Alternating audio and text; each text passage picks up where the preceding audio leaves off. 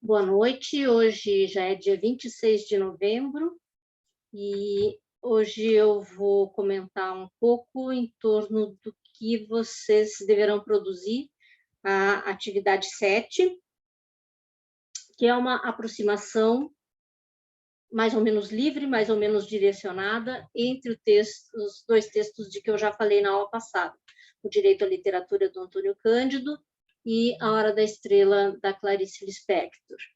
Então, por um lado, eu acho que, de repente, vocês já vão para o texto da Clarice Lispector, por culpa minha, já tento me livrar dessa culpa falando dela, já com um olhar muito focado para a questão social, né? Para pensar se a Hora da Estrela é um exemplar de literatura social ou não.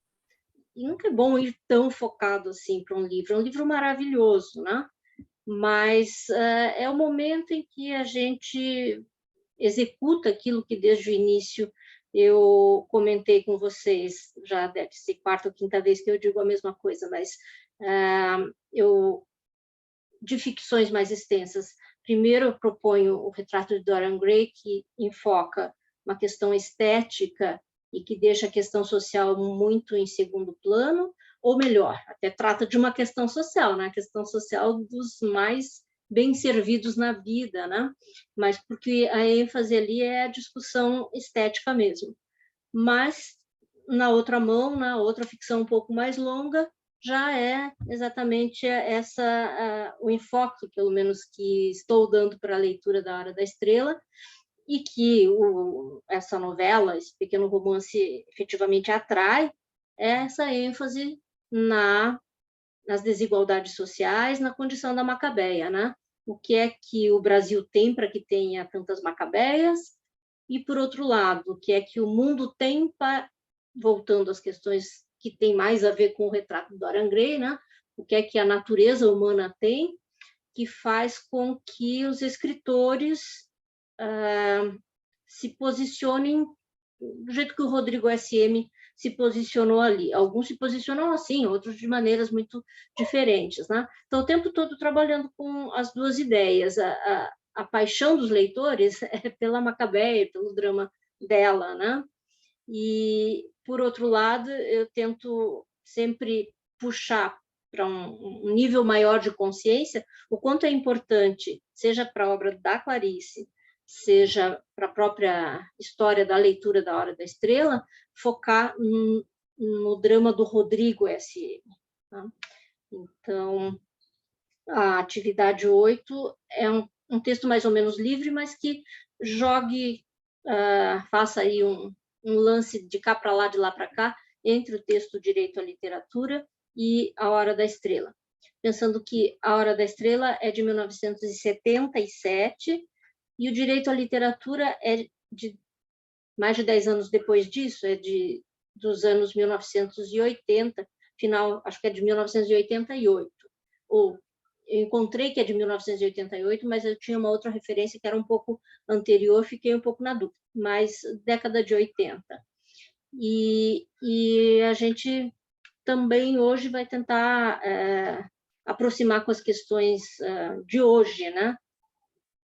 É um texto clássico, não vamos perder muito tempo, é um texto clássico lido tanto quando se fala em ensino de literatura, disciplinas das licenciaturas, né? De como ensinar literatura, por que ensinar literatura, qual literatura ensinar, que tipo de textos escolher e tal. Direito à literatura é uma referência, é um clássico da teoria literária brasileira, sempre lido e discutido. Então, pensar um pouco por que ele ainda continua sendo pertinente para discutir questões que muitas delas mudaram bastante nesses 30 e poucos anos de escrita do texto do Antônio Cândido. Então, hoje eu vou falar mais do texto dele do que da Hora da Estrela, e na terça-feira a gente conversa bastante, aí sim é o dia da aula para a gente falar sobre o enredo e os personagens e análise da linguagem de A Hora da Estrela.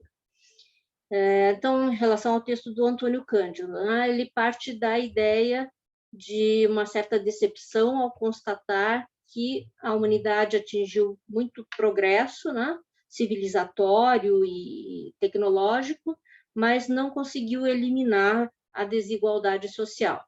Isso, eu diria, infelizmente, 30 anos depois, a gente repete da mesma maneira, com a mesma ênfase, com o mesmo lamento de perceber que muitas coisas não avançam, né?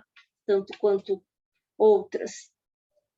E aí ele parte para a questão de relacionar a arte com os direitos humanos, a literatura com os direitos humanos, falando sobre aquilo que é indispensável para todos os seres, né? Tem um momento do texto em que ele elenca algumas dessas questões de uma natureza, ele usa uma palavra pouco usada para isso, né? Mas ele aproveita de um outro teórico a diferença entre compressível e incompressível, não é incompreensível, não tem nada a ver com aquilo que é possível compreender, né? Mas é a ideia de que do que é o essencial e do que é o acessório, né? Então, se o alimento é essencial, ele dá esses exemplos: alimento, casa e roupa, como bens que todos têm direito e têm que ter, né?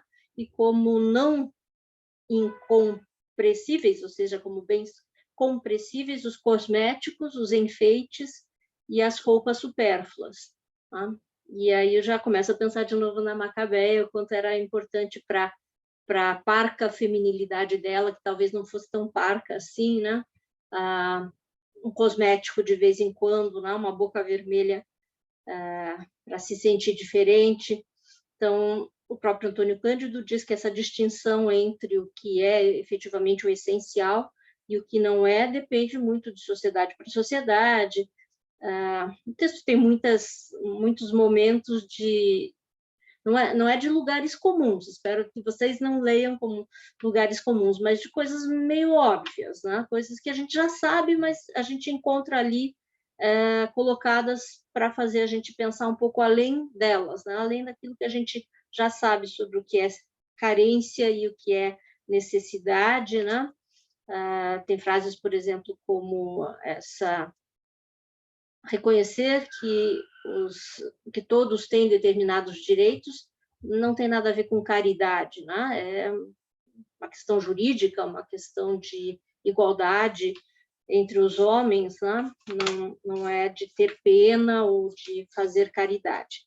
Então, a listinha que ele dá, além da alimentação, né? Da moradia, ele fala em vestuário, instrução, saúde, liberdade individual, o amparo da justiça pública, a resistência à opressão, e também o direito à crença, à opinião, ao lazer e, por que não, à arte e à literatura.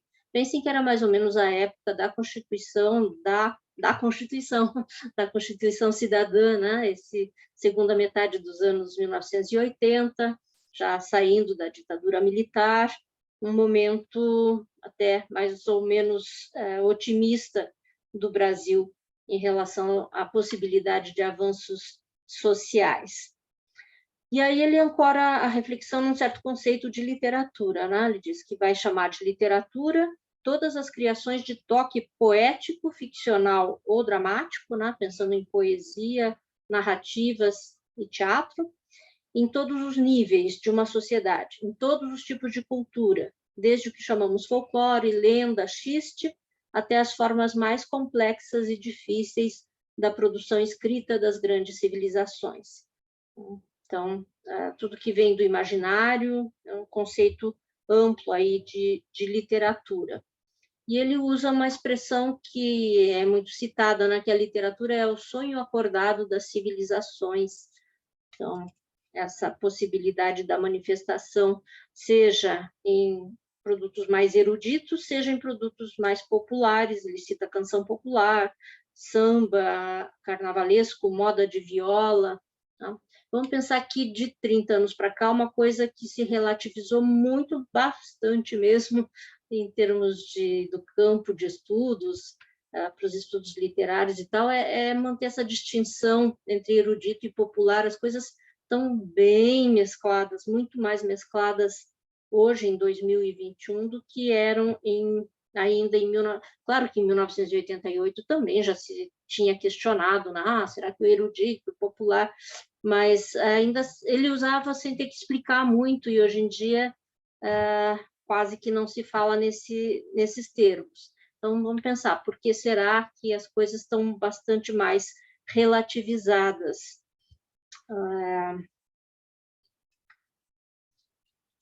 Aí ele entra nessa capacidade da literatura de ensinar, de deleitar e tal, e aí uma das ideias principais dele, né? A literatura, em princípio, ele diz, não corrompe nem ensina no sentido da edificação moral. It's not about that. Não é o que interessa se corrompe, se edifica, mas sim que, de uma maneira ou de outra, ela tende a humanizar, a revelar o humano dos seres. E aí ele passa a insistir bastante na ideia de que a forma é mais importante do que o conteúdo, mais do que o assunto de que se fala, mais do que aquilo que se escolheu como objeto para escrever a respeito, importa mais que isso a forma com que aquilo se coloca no mundo, né? Ele começa, por exemplo, simples. Por que as parlendas resistem? Né? É uma forma que acaba levando algum conteúdo, muitas vezes, né? Aquelas... quem cochicha o rabo espicha, quem se importa o rabo entorta. Alguns têm fundo moral, outros não têm fundo moral. Não é esse o exemplo que ele dá. Aliás, ele não dá exemplos específicos de parlendas, mas ele quer focar em... O que importa é que tem uma forma, né? As palavras foram colocadas, dispostas com uma certa sonoridade. São várias páginas do texto em que ele vai dando exemplos de poema, ou menciona que mesmo nessas formas mais populares de usos da linguagem que fixam determinadas formas, né? As adivinhas, sempre está em questão aquilo que a gente já viu também com o Umberto Eco, né? O mundo, a experiência individual, a vida é muito caótica. Quando se encontram algumas formas, por um lado, agradáveis, né?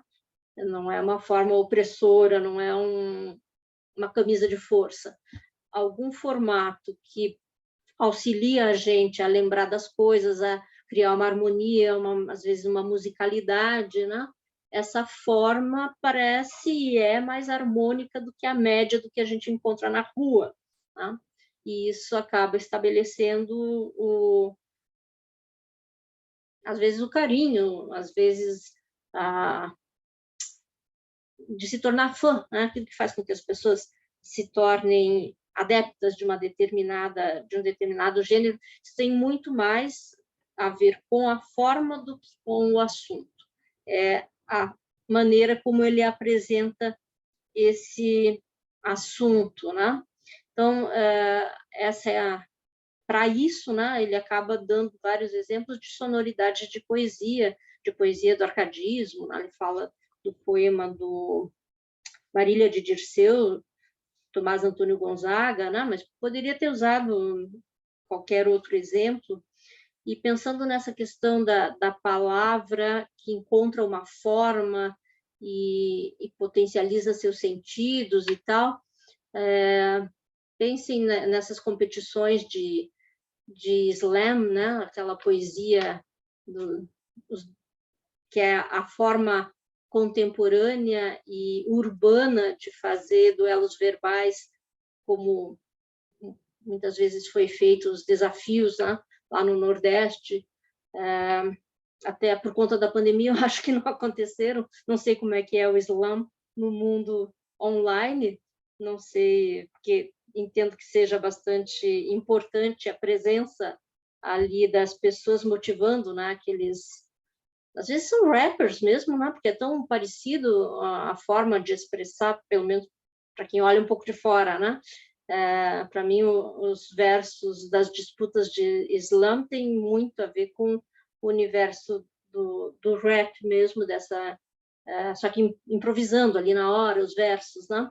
É uma forma de literatura oral que cresceu, não é brasileira, né? Os nomes já dizem isso, é muito próprio dos Estados Unidos, antes de ser do Brasil, mas que vinham adquirindo bastante expressão aí, e com a pandemia eu acho que as coisas pararam um pouco. Mas será que é a forma, então, né? Porque os assuntos, em geral, tem a ver com esse nosso assunto dos direitos, da reivindicação, de o direito ao grito, né? Se numa comunidade tem vozes que se levantam para falar também por outros que não têm voz, ou que não têm tanta consciência sobre os seus direitos, né? Nessas disputas de poesia, isso aparece bastante, o sentido social, dos que eu assisti, e assisti, já digo, vendo, nunca assisti ao vivo, mas no YouTube tem muitas dessas disputas. Em geral, tem, por isso, principalmente, eu digo esse link com o rap, na reivindicação e palavras, não são bem palavras de ordem, mas tem um fundo social muito, muito intenso, né? Então, para a gente pensar, será que isso que o Antônio Cândido fala, que são palavras que encontram uma forma, e nessa forma é que o conteúdo se agiganta, né? Então, pensar não só na literatura como conhecimento, algo que nos ensina algo, mas antes disso como literatura como construção de algo, né? Que tem que, para ser repetido naquela forma. Pense daí, mudando um pouco, mas não mudando o tema, pense nos contos de Guimarães Rosa, né? As histórias são bem simples. Um menino viaja, fica amigo de um peru, perde o peru, fica triste, depois recupera um pouco da alegria. É um enredo interessante, mas tudo que faz as margens da alegria ser as margens da alegria é a linguagem do Guimarães Rosa, né? Não é só a ideia. Enfim, essa ideia da ênfase na forma, porque só ela constituiria o seu conteúdo, também é algo que, em 2021, é muito menos presente nos estudos literários do que era em 1988. Talvez hoje isso seja muito menos consensual e haja muitas vozes, como há mesmo, falando o contrário quase disso, né? O que importa é primeiro o assunto, a forma a gente vê depois. Então, vão pensando, vão botando na cabeça de vocês, se vocês concordam, tendem a concordar mais com um lado ou com o outro. Na página 181 da cópia que eu mandei para vocês, diz: digamos que o conteúdo atuante graças à forma constitui com ela um par indissolúvel que redunda em certa modalidade de conhecimento. Tá? Se chega ao conhecimento sem nunca separar forma e conteúdo.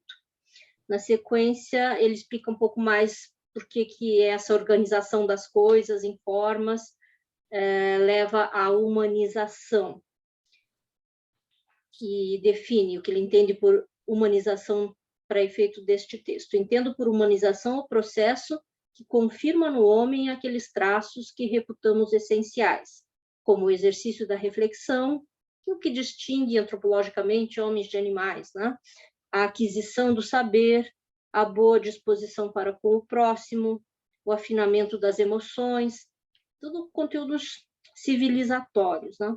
A capacidade de penetrar nos problemas da vida, o senso da beleza, a percepção da complexidade do mundo e dos seres, o cultivo do humor. A literatura desenvolve em nós a quota de humanidade na medida em que nos torna mais compreensivos e abertos para a natureza, a sociedade, o semelhante. Tá? Então, a literatura criando empatia, a literatura abrindo para o diferente. Tudo isso pode ser questionado, né? Será que realmente é esse o efeito sempre? Mas a posição dele é essa, né? Esse exercício, e eu acredito nisso também, que a literatura tem esse poder, tá? Talvez não sobre todos e não na mesma intensidade sobre todos, mas é o poder da palavra organizada, né? Se relacionar com tudo isso que é tão importante, né? Para qualquer ser humano. Na sequência, ele fala mais claramente sobre a literatura social, literatura engajada, literatura que defende ideias, né? E se posiciona contra determinados textos muito claramente empenhados em fazer a cabeça. Ele fala de maus exemplos, por exemplo, quando a Igreja Católica acreditou que a boa literatura era aquela que mostrava a verdade da sua doutrina, tá? Premiando a virtude, castigando o pecado. Daí virava uma coisa maniqueísta, tinha que ser uma literatura em que os vilões fossem castigados no final, para que fosse boa literatura. Ele não data muito, mas pensemos que isso ele está falando de um tempo, há muito tempo atrás. Para o regime soviético, quando ele fala isso, é sobre o regime soviético pós-revolução de 1919, com certeza, totalitário, né? Regime soviético totalitário, temos outro hoje em dia com Putin, mas ele está falando daquele de Stalin, talvez, né? Para eles, a literatura autêntica era a que descrevia as lutas do povo, cantava a construção do socialismo ou celebrava a classe operária. Um pouco disso vai reaparecer no texto do Júlio Cortázar, que vocês já conhecem, pelo menos daquele conto curto, A Continuidade dos Parques, em que ele fala para um determinado público sobre contos, né? Vou pedir logo na sequência que vocês leiam 2 textos de teoria do conto, e um deles é do Júlio Cortázar, e ele fala exatamente sobre este tema, né, e sobre essa ingenuidade de achar que os operários vão gostar mais de ler uma literatura que foi pensada para a realidade deles e foi direcionada para isso, né, que é historicamente considerado um dos erros da Revolução Socialista, ter tentado impingir um determinado tipo de literatura que acabou não gerando nenhum grande clássico, né? Então, ficou datada, ficou praticamente esquecido, né? Esses autores que escreviam com essa finalidade, né? De formar as mentes dos operários para aderir à causa soviética, né? Socialista soviética naquele momento. Depois ele fala da variedade, seja uma obra de mais qualidade ou de menos qualidade, tanto faz ou quase tanto faz.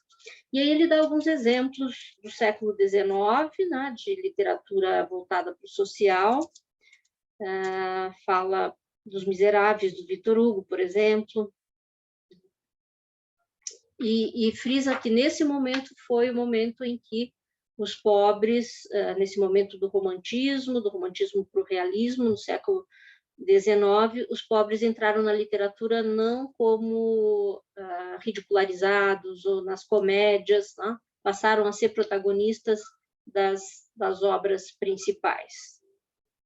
Porque antes disso era muito mais frequente, né? Que quando as camadas populares apareciam nas obras, apareciam sem protagonismo ou então comicamente. E ele fala do Charles Dickens, fala que depois também na literatura europeia, também na literatura do século XIX, veio o realismo, o naturalismo, e ainda mais as questões sociais apareceram, tanto que o decadentismo que a gente viu, né, com aquela reação esteticista, foi uma espécie, alguns interpretam que foi uma espécie de cansaço em relação a um excesso de assunto social durante o século XIX inteiro, tanto no romantismo, tinha isso na ficção, como no realismo mais ainda, na Zola e outros autores, Antônio Cândido cita o Zola, Émile Zola. Eu acho magnífico o livro mais famoso do Émile Zola, não é o que ele cita, né? O Germinal, aquele que se passa nas minas, Enfim, é um clássico, é grande literatura, mas do que eu estava falando é que talvez tenha tido, perante determinadas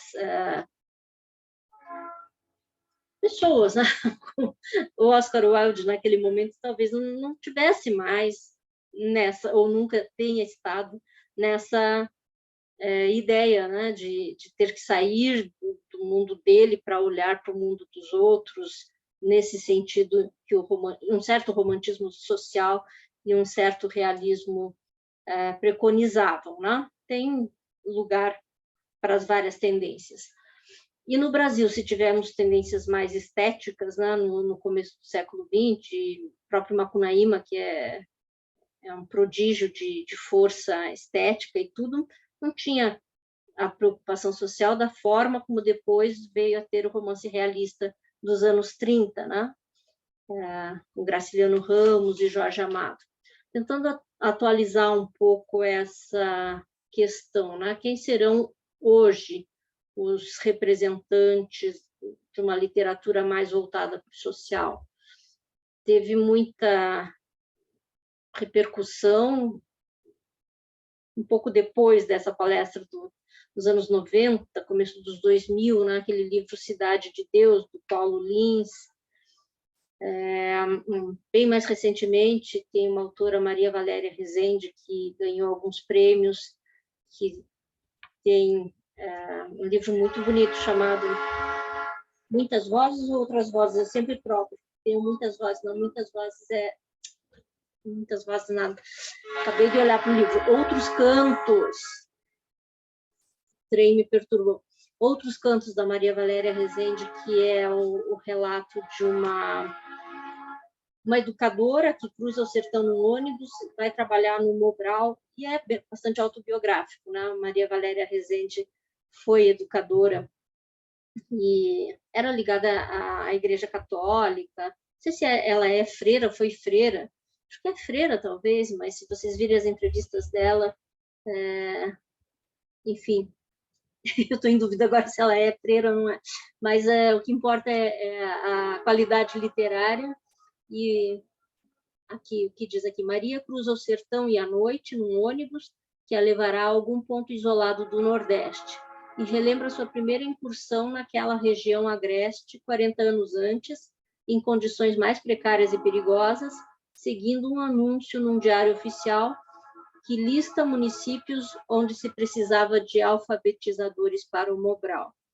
Ela foi logo aceita, sem mais perguntas, porque de Brasília pressionavam os chefes políticos da região e ninguém mais capaz de enfileirar uma letra atrás da outra estava disposto a se exilar em Olho d'Água e ensinar a ler e escrever os jovens adultos. É uma bela narrativa, bem interiorizada, né? Essa mulher mais velha, digamos assim, a narradora, olhando para aquela moça com as suas paixões nos vários sentidos da palavra, pela educação, os interesses também por homens, né? Mas é um momento de divulgar um belo romance recente. Deixa eu ver de que ano que é esse. Outros Cantos, de 2016. Mas mais recentemente ainda, só que desse eu não posso falar com muita propriedade, porque eu não li, é o tal do Torto Arado, de que vocês já devem ter ouvido falar, que tem frequentado as listas de mais vendidos, foi talvez o livro brasileiro mais discutido no último ano, de um autor que era totalmente desconhecido, né? Itamar Vieira Júnior. Quem tiver interesse em relação a esse livro, a esse autor, me lembro que eu assisti o Roda Viva, acho que foi em fevereiro, programa da TV Cultura, mas tem no YouTube, né? E o livro já tinha ganhado uma dimensão, porque ele começou a ganhar todos os prêmios, né? Ele ganhou um prêmio super importante em Portugal, o Leia, depois acho que ganhou o Jabuti, o Oceanos, todos os prêmios importantes de 2019, né?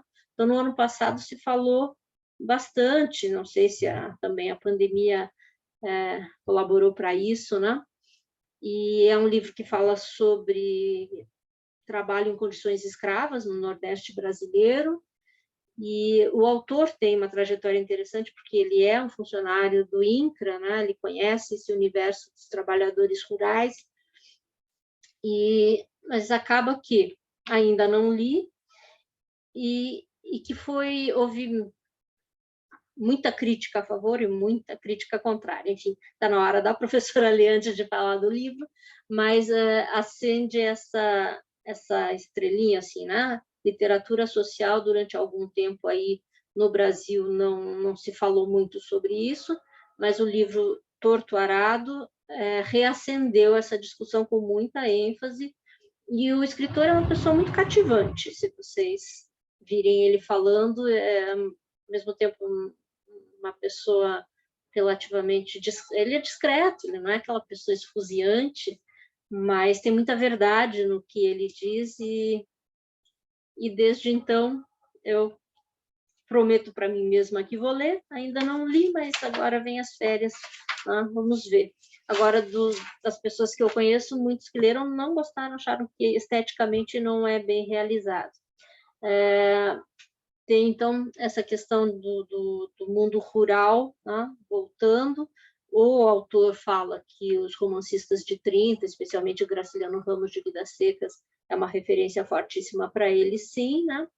E a discussão acaba indo também no sentido de que as personagens, as protagonistas são mulheres, são duas irmãs, que são duas personagens femininas, então também no âmbito dessas feiras literárias que têm priorizado as questões das mulheres, da negritude, com certeza, né? Também tem essa voz, né? Então, esse lugar.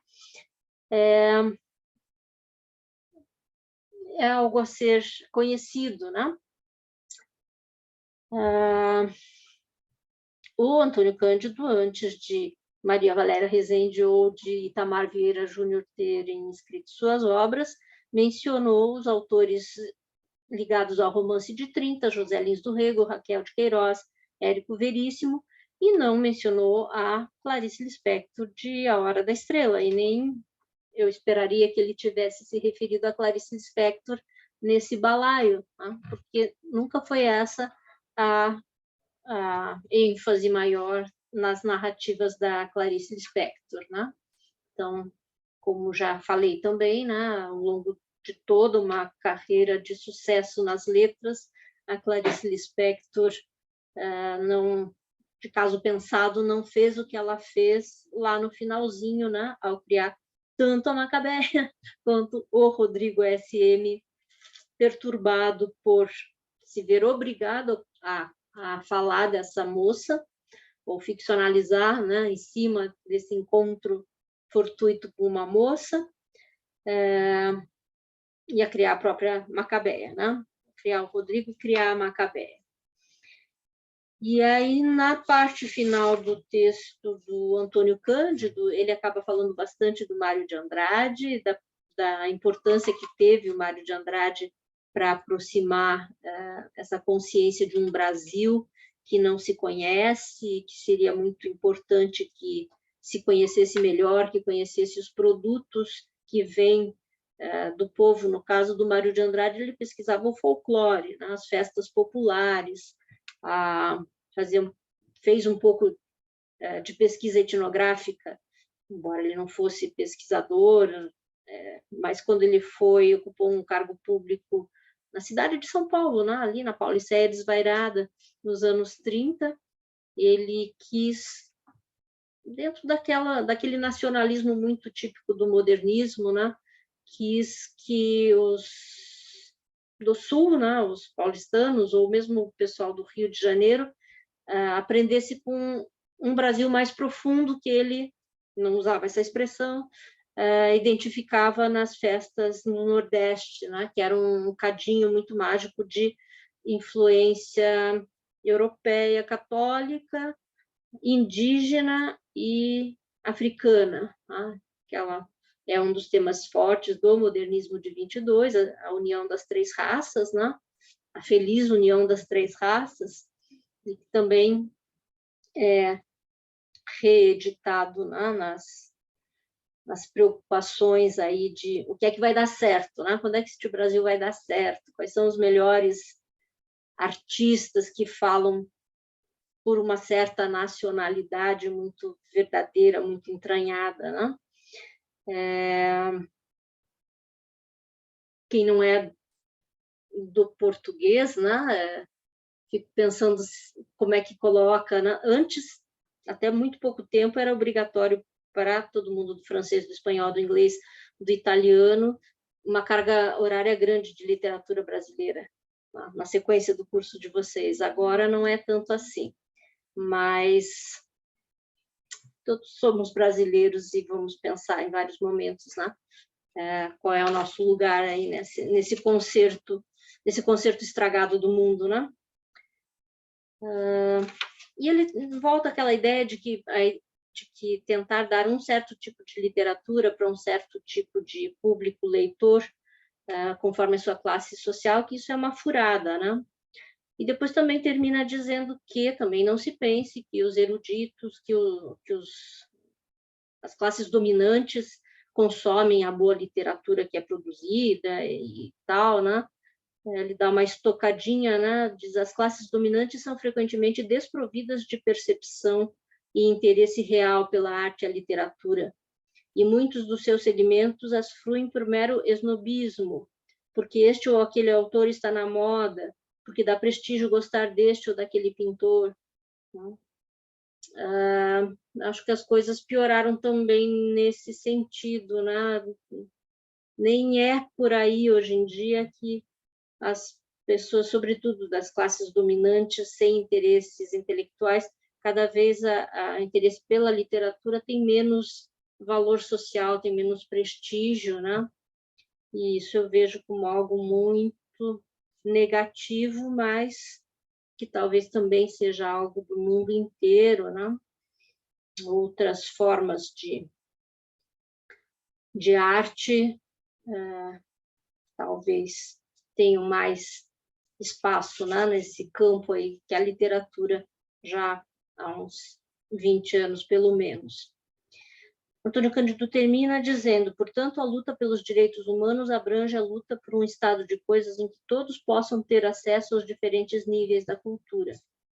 A distinção entre cultura popular e cultura erudita não deve servir para justificar e manter uma separação iníqua, como se, do ponto de vista cultural, a sociedade fosse dividida em esferas incomunicáveis, dando lugar a dois tipos incomunicáveis de fruidores.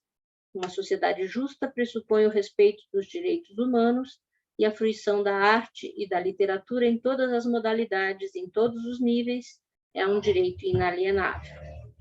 Termina insistindo nessa necessidade de espraiar os bons produtos de cultura por todas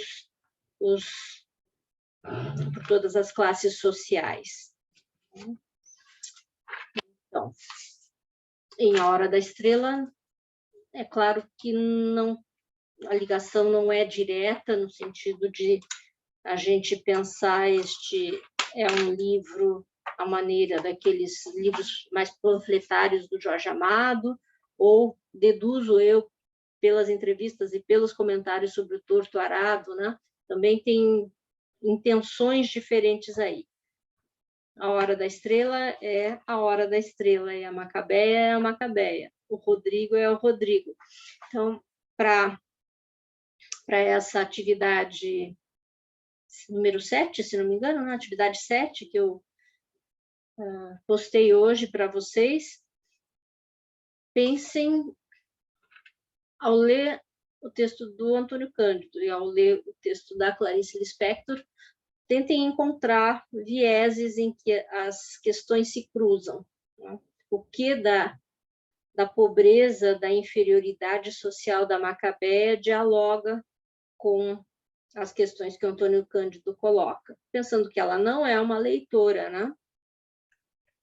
No entanto, ele, Rodrigo, é um produtor de literatura, e as matérias com as quais ele lida estão, de certa maneira, dispostas no mundo, né? Ele localiza sua moça na rua, ele diz isso, e então tem algo que tem a ver com o realismo, tem outro nível que tem a ver com a forma encontrada para dar conta dessa realidade, e outra coisa mais sublime, que é o trato com a linguagem, né? É Clarice Lispector, a linguagem não é algo que possa passar despercebida. Né?